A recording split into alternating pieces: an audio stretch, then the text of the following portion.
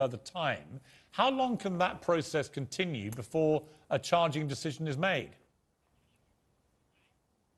Under Romanian law, they have up to 180 days, which is in 30-day increments. So every time there's a 30-day detention order, they're allowed to renew their request and have it extended for an additional 30 days, but not to exceed 180 days. Okay, you've taken on this case. Andrew Tate has been repeatedly bellowing his innocence as he's been led in and out of these court hearings and so on.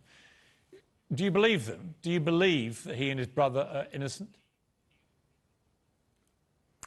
At this point, Piers, they've had this investigation going since April. We're now February, and there are not even charges filed against them. So this is a huge injustice the way we see it. They should not be detained at this point. We think it's now crossed over to the point where it's violating international human rights law, because the deprivation of your liberty pre-trial is the most severe form of punishment a state can impose. And that's what they've done in this case.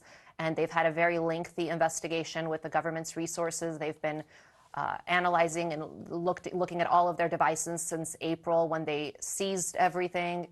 And here we are, February, and charges aren't filed. So I think there's absolutely no evidence that's been presented. And that's our position. How are your clients at the moment? How is Andrew Tate dealing with incarceration? I mean, I interviewed him just before Christmas. We had a long, wide-ranging interview. Yes. And once again, I was struck by the phenomenal following that he has online, particularly with young men. You know, he has an enormous following there.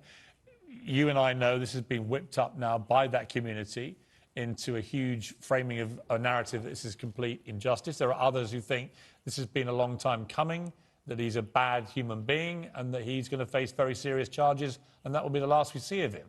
But how is he faring right now, given that at the moment he's in this limbo land of no charging but being held in incarceration?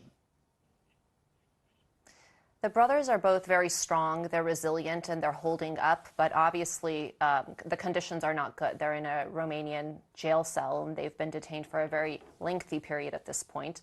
They have limited access to their attorneys. It's not a good condition for them. You've obviously represented a lot of people. And as far as... Sorry, please finish. I was going to say, to your second point, they're controversial public figures, but that's not a crime. And at this point, we have not been provided any proof that they've committed any crimes, nor have they even been charged. So I would ask that people presume them innocent as they are. Do they feel that they are being tried in the court of public opinion? I think the public is divided, as you know. I think they have a big following, but at the end of the day, yes, I think there is a lot of information in the public. I think there's a lot of false allegations in the public. I think some evidence has now been put forth. Again, I don't want to comment too much on the facts of the case since there is an ongoing criminal investigation. However, I think there has been evidence put out, videos and other statements for the public to see what the supposed state of the evidence actually is. It's been interesting to watch Andrew Tate's Twitter feed in particular, that he's continued to tweet. Is he doing that himself? Has he got people doing that for him? And how do you feel from a legal point of view? Is it a wise tactic to continue to do that on social media when you're being held in custody by the Romanian authorities? Well, again, he doesn't have access, so he's not doing anything directly. And what's being put out is on his accounts, and I'm not going to speak as to, the source of the posts and what's being put out, but I think, again, as of now, he's not charged with anything, and he's free to comment publicly if he wishes to. Yeah, we know that they seized nearly £3.5 million in cash, 11 luxury sports cars, guns and other weapons. Are any of the things that have been seized from the property, are they in themselves acts of law-breaking, just the possession of any of these things? To my knowledge, they're not. I think if they were, they would have been charged with crimes. Again, they had the initial search in April, and it's February. It's been 10 months, and no charges have been filed whatsoever. We have an ongoing criminal investigation for which this is a preventative detention, which is why they're in custody. Again, this is the most severe form of punishment. I don't think it's justified under these circumstances where the prosecution hasn't set forth enough evidence to charge them, and yet they are detained and it's being prolonged. But you do accept, of course, that if the women who've come forward here as part of the investigation, if they're telling the truth, these are very serious allegations against your clients, which could lead to charging, and if they're led to charging, could lead potentially to long prison sentences if found guilty.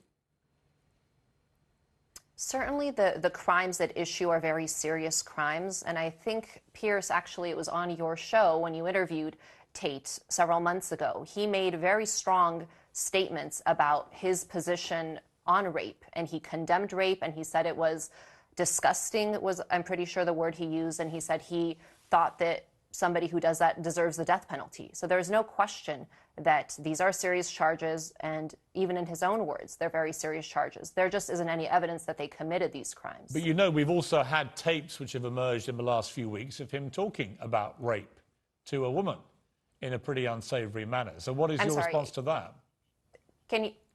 I'm sorry, I didn't catch that. You said what surfaced? There have been various tapes have surfaced in part of media investigations in the last few weeks, including Andrew Tate talking about rape to a woman in a pretty unsavory manner.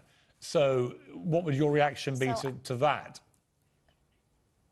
First of all, I think the authenticity of anything that is presented through the media as opposed to turned over to the defense needs to be questioned, because material is edited and it's easily manipulated. So first, I would say that. Secondly, I don't think certain text messages, I'm not here to judge or to talk to people's desires or fetishes, but certainly somebody could easily set someone up by saying they have certain fantasies, they want certain things done to them or said to them. And so there's a lot that goes into. You can't take a text message out of context. You first have to know, first of all, the entire context of it and what the background is. There needs to be explanation. So I think you have to keep all of that in mind when you're seeing something in the media. We do, and we have to keep in mind also the judge's reasoning for all this. They explained on the 20th of January that they viewed the particular dangerousness of the defendants and their capacity to identify victims with increased vulnerability in search of better life opportunities. So all of this has to be taken into account. But it goes on, and as you rightly say, at the moment, there have been no charges against your clients. And until or if that point arrives, we're in a world of allegation, not actual charges.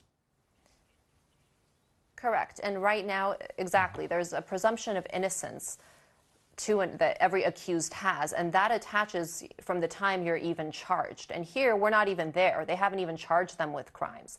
So any sort of comments as to their alleged dangerousness, there's no notion of that. They need to be presumed innocent, and that hasn't happened in this case. There's really a lack of evidence, and they are being detained unlawfully at this point. Tina Glandian, I appreciate you joining me. Thank you very much indeed. Thank you, Pierce.